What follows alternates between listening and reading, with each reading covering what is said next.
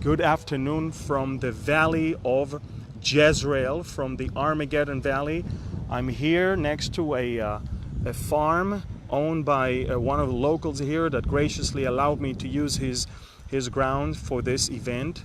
I had my son taking horseback lessons not far from here, and I knew I'm never going to make it back on time to my house, not to mention that the house is full of kids and noise, and I thought it'll be nice to show you this beautiful backdrop behind.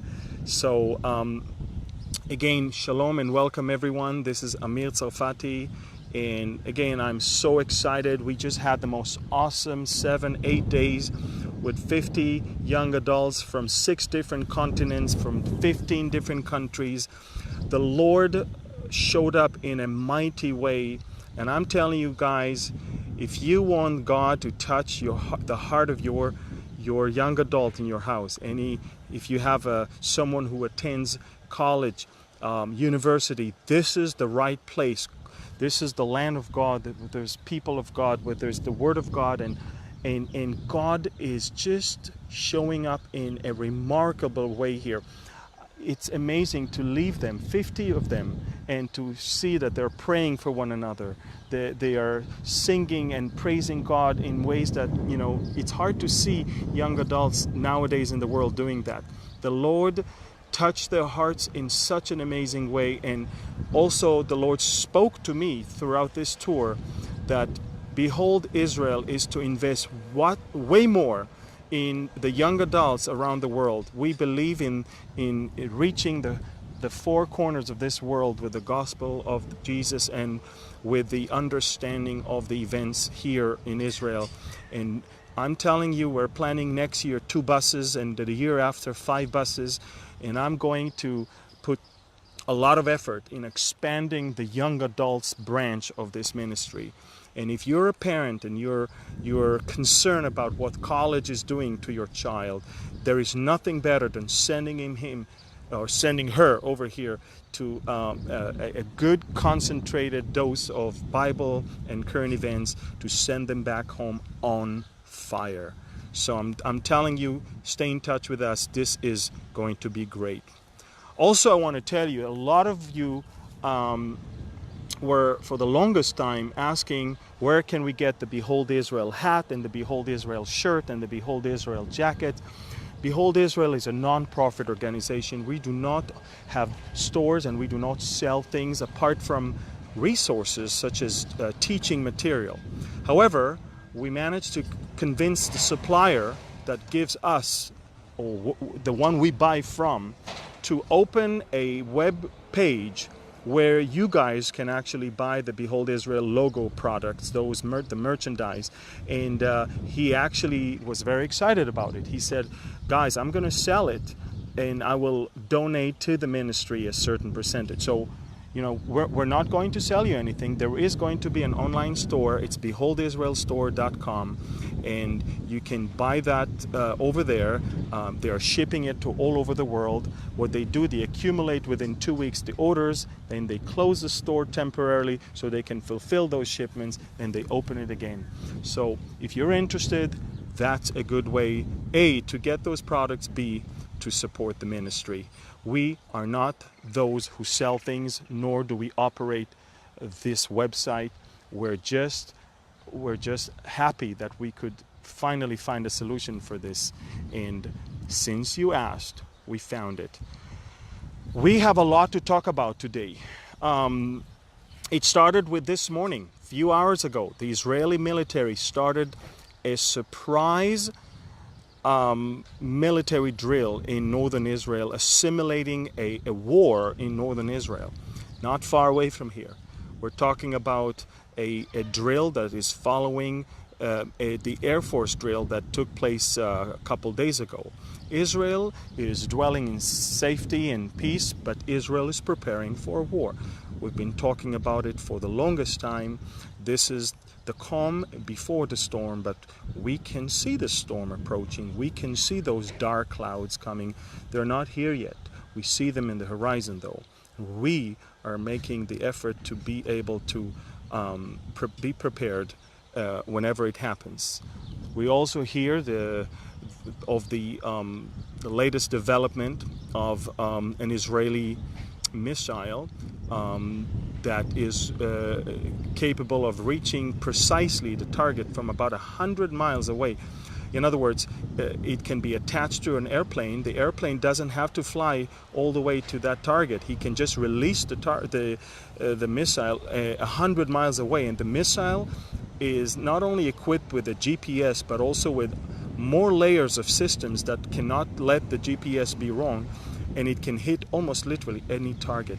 Israel's Air Force is about to buy those from the Israeli military industry, and it's going to be something quite amazing. This is one of those things that Israel is engaging in doing right now in order to prepare for something big in the future.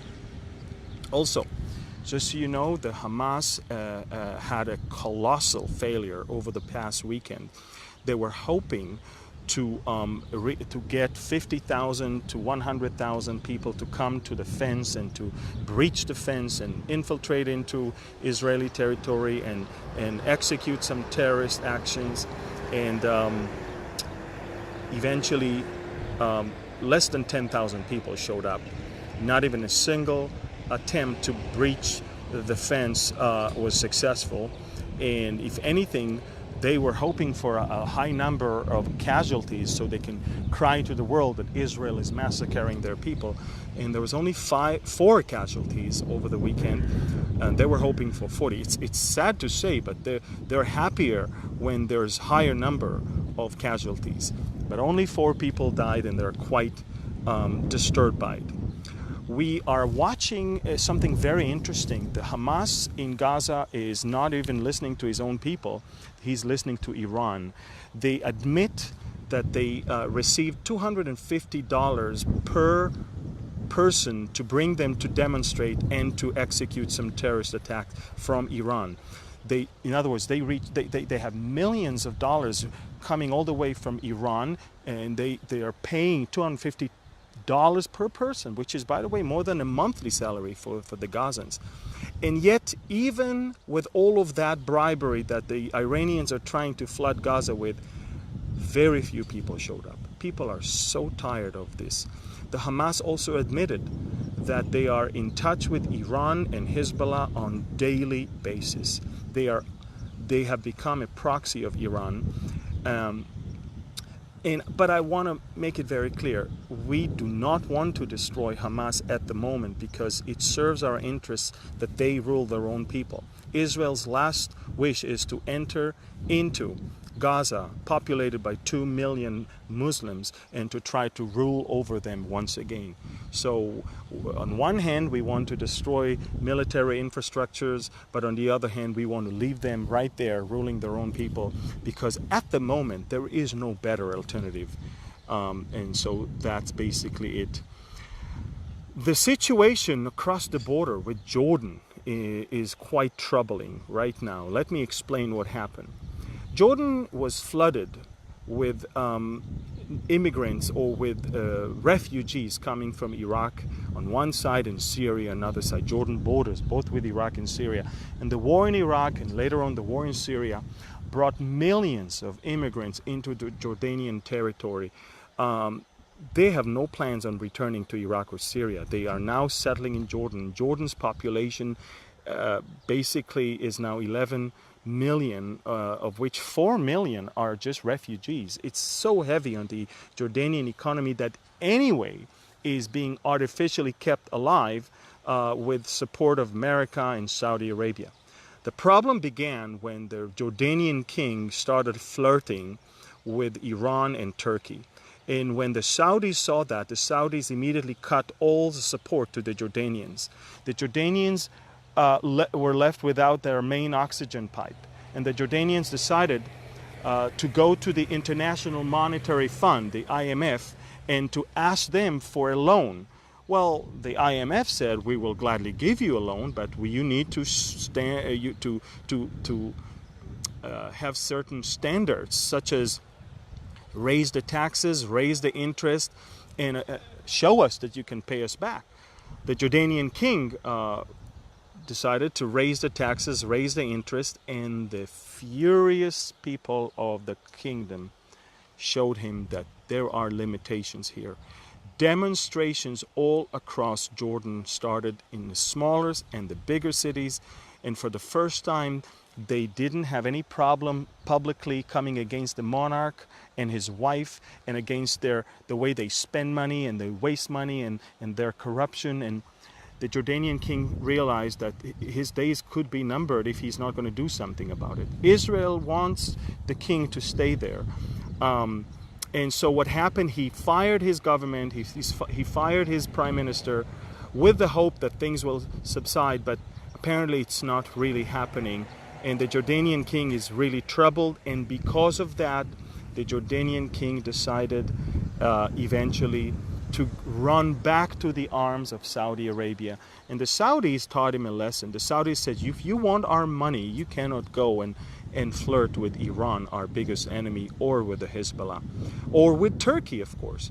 So the Saudis just announced a special conference in Saudi Arabia to somehow bring an end to the crisis in Jordan. And once again, Jordan is on the right side of the moderate and not the extremist, on the side of the Sunnis and not of the Shiites. So, you know, it fits biblically what we can see, that the Jordanians are not going to turn against us. It fits biblically what the Bible say, that the attack that Ezekiel is seeing is not including Jordan. If anything, Saudi is going to rebuke those who come against Israel and invade into the land in order to plunder and take booty and take the spoils of war. So everything fits perfectly to the biblical description of a prophet from 2,800 years ago. The Chancellor of Austria,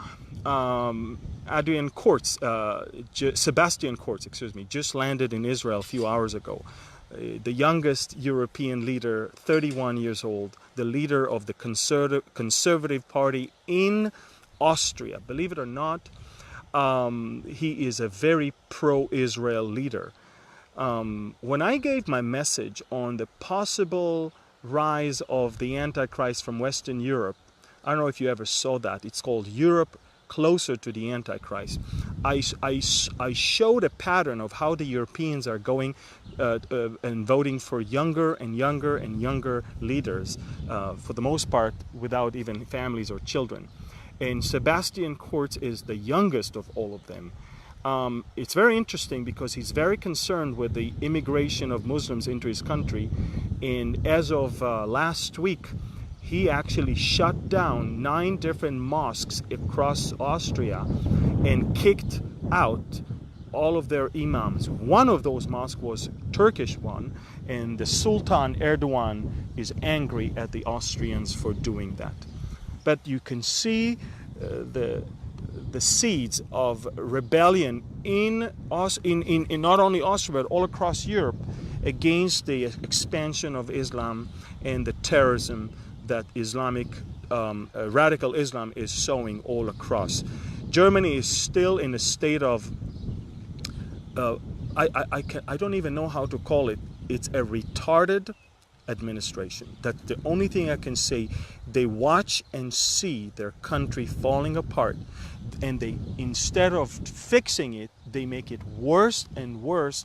And this is exactly why President Trump, who just left the G7 and landed a couple hours ago in Singapore, he definitely showed the Germans who the boss is. Angela Merkel published a picture in which she's standing and angry at President Trump, and he's sitting with his arms locked like that. And Angela Merkel thought that this picture will be a picture that will show the Germans how much she stands on the truth, and this guy is just a stubborn guy. Without knowing, it actually proved the opposite. It proved how blind she is and how determined President Trump is not to allow the German expansion all across Europe and domination in the EU to dictate his moves. Germany literally is the landlord of the EU. and then comes France, and it's interesting how Macron and Angela Merkel both right now agree on creating a 10 European nations alliance that will create a joint European defense force. That's something that should cause every Christian to think what's going on here, because the prophet Daniel spoke of the Antichrist rising, and he described a beast that has 10 horns, and out of which one, who is the Antichrist, is going to come out.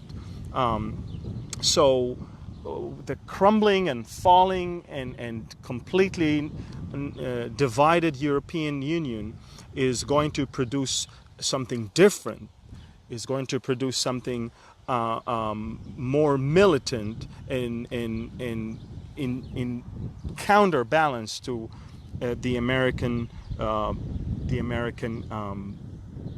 policy right now. Erdogan has never been in a greater trouble than he is right now. He actually called for early elections thinking that it serves his interest. Little did he know that the Turkish lira is going to drop to almost half of its value, great depression, economic depression in the country, and the latest poll shows that he may not even pass the first round of elections. He doesn't even have 50% to move to the second round. And if the opposition is going to pull together all its forces, they might even beat him. I don't think it's going to happen. I think that he's, with his back to the wall, is going to pull some sort of a trick. But I do know one thing. I know that you see that the man is determined more than ever before to do something desperate in order to bring himself to be more relevant. And I know that, as always, Jerusalem and Israel are the easiest way to unite the Muslims and to show that you are a good, devout one, that you can rule everything. The Russians are in a growing tension with the Iranians and the Hezbollah. The Russians just told the Iranians and the Hezbollah, you must clear southern Syria. You must clear the area of the Syrian Golan Heights. And it's interesting because the Iranians, what they do, as they always do, they deceive the Russians. And how do they do that? They take away their soldiers, then they put on them the uniform of a Syrian army, and then they send them back as if they are Syrian military. The Hezbollah is doing the same thing in their area. And Hassan Nasrallah, the leader of the Hezbollah, said, we will only leave Syria if the Syrian president will ask us to do so.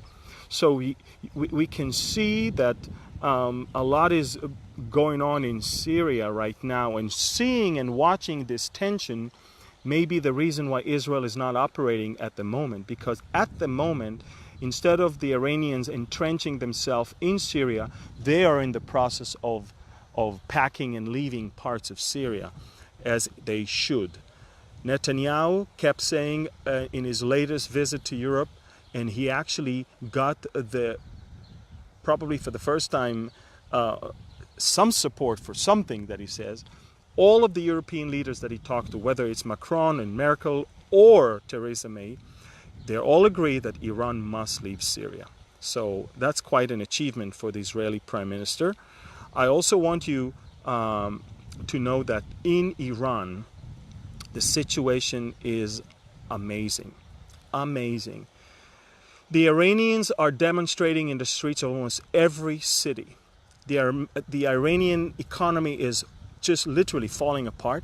Even their soccer team just received the news today that Nike will not give them or sell them shoes for the coming World Cup series in Russia. They don't even have soccer shoes now to play with. They're very, very angry. Nike doesn't want to, make President Trump angry and to mess up with the American administration. And so we can see the Iranians are now angrier than ever. The Ayatollahs are not really doing well right now. Once again, they are with their back to the wall, just like Erdogan is, and you know that it can only produce bad things.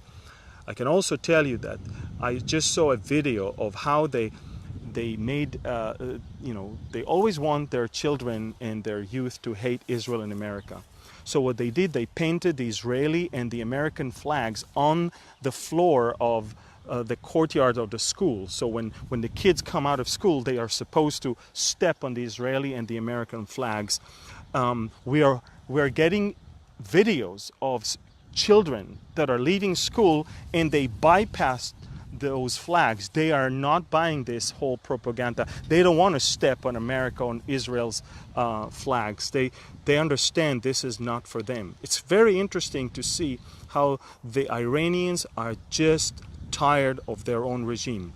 The Prime Minister of Israel today released on his Twitter account a short video in which he said, we understand there's a growing drought in Iran, and in the next few years 50 million Iranians will have to just move and leave somewhere else because of the complete dry area they're in.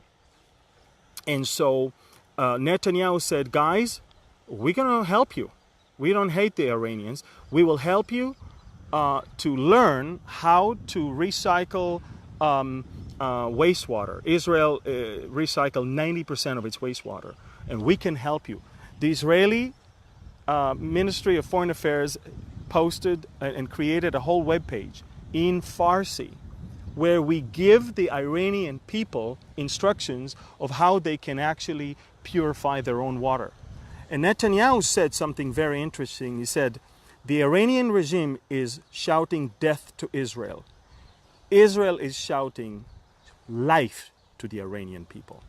We may have problems with the Iranian regime, but we love the Iranian people. We want them to live. We want them to succeed. We believe that they were taken hostage by their own regime, and we have nothing against the Iranian people themselves. We have everything against their terrible regime.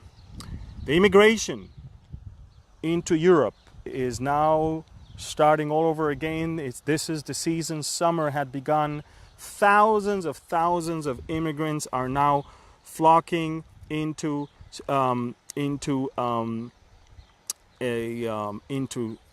Europe, and the Europeans are just looking for a deliverer. Let's talk for a few minutes on the summit between Trump and Kim Jong-un in Singapore in the coming couple days. President Trump, a couple hours ago, just landed. Kim Jong-un landed a few hours earlier. It's very interesting. From the moment the news broke that there will be a summit, both the Russians and the Syrians pledged to meet with the North Korean leader immediately and talk to him about something. Let me tell you something. The Syrian president, apart from leaving to Russia to speak to Putin, never left Syria. And he's actually looking forward to going to Pyongyang, to North Korea. Why? You need to ask yourself why. And I will tell you that in 2007, when Israel destroyed the nuclear reactor of Syria in the Deir Azur town in the desert, it was a North Korean nuclear reactor. And I'm just wondering, are we going to see the North Koreans trying to smuggle nuclear devices into Syria in order to clean themselves and denuclearize themselves? Are we watching a way for them to not get rid of it, but to actually sell it? Is that going to cause Israel to destroy Damascus? I'm just raising some questions, because why would the Syrian president, of all people, would want immediately to meet with the North Korean leader? This is going to be interesting, how a summit in one part of the world may affect the fate of the Mediterranean area and the Middle East. And of course, if you really study well,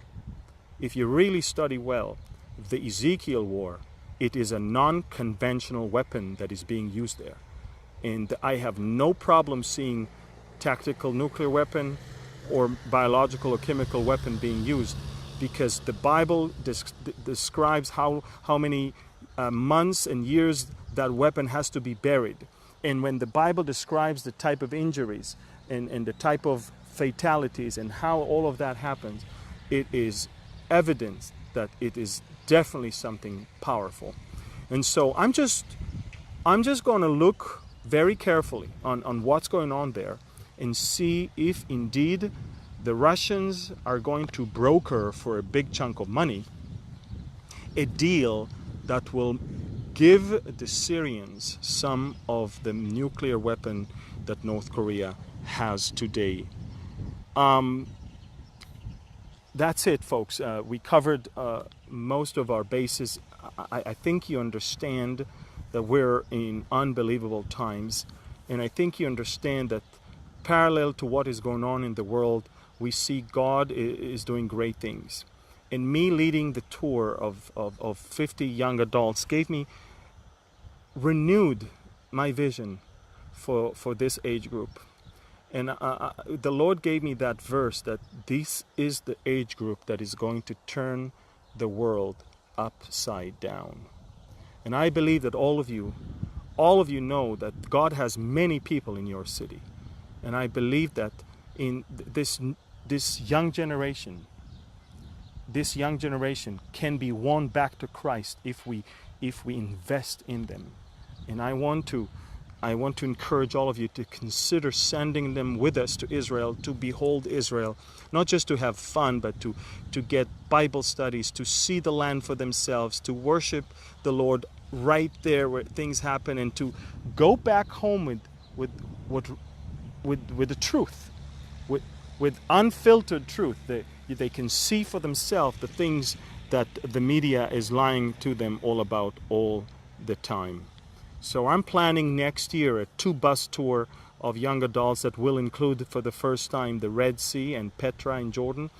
And if you're interested in sending your son or daughter, or maybe both of them, let us know as soon as possible.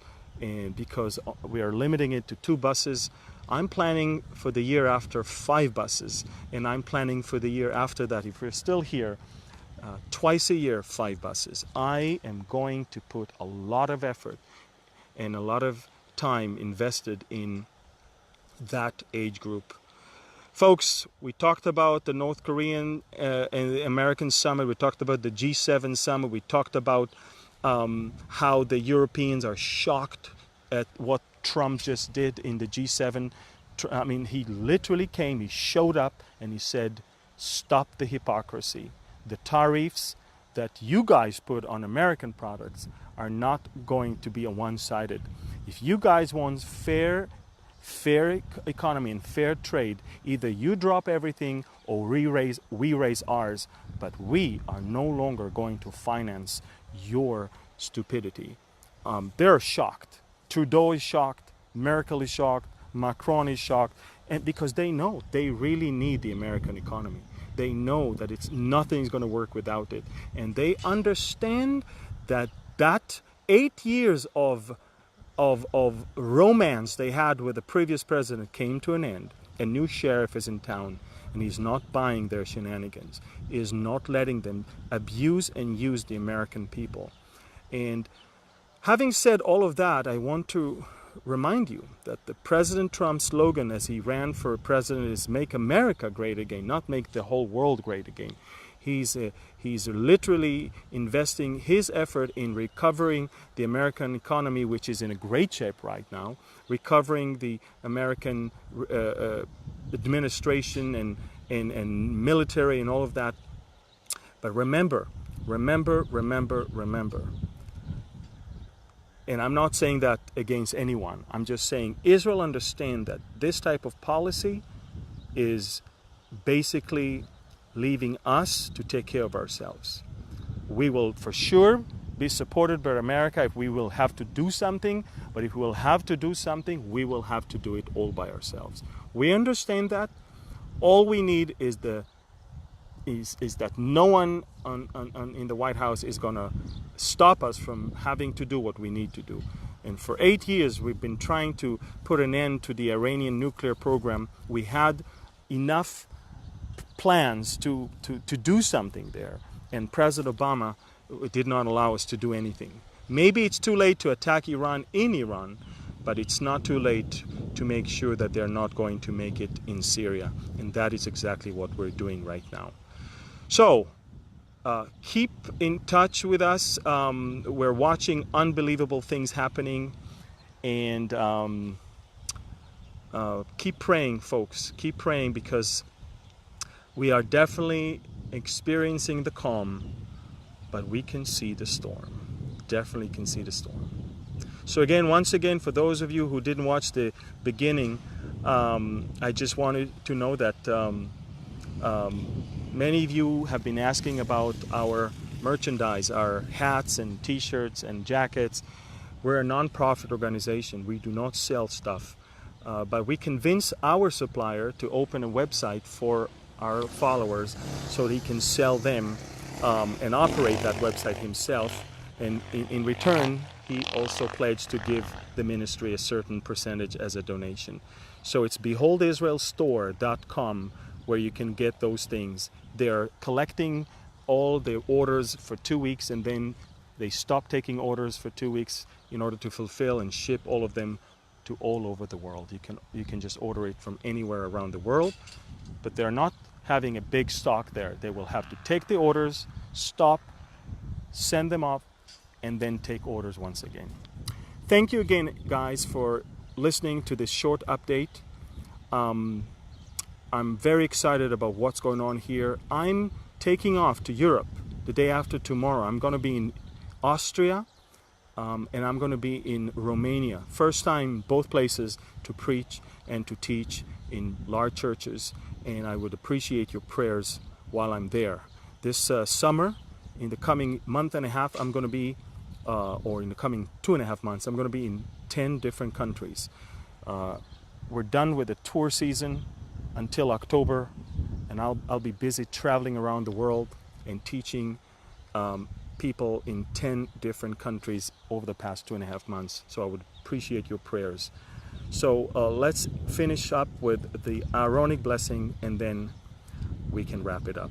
Yevarechecha Adonai v'yishmerecha, Ya'er Adonai panav elecha v'yichuneka, Yisa Adonai panav elecha v'yasem lecha shalom.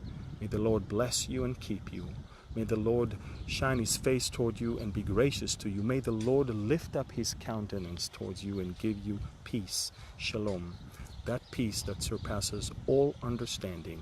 The peace that only the Lord of peace and the Prince of peace can give. And that's the peace that he can give now and forever and everywhere. And I pray that in the midst of all that is going on, you will find your peace in him, because he is our peace. Thank you, and God bless you from the valley of Armageddon, from the Jezreel Valley, right here, back to you. Thank you, and God bless, and shalom. Bye-bye.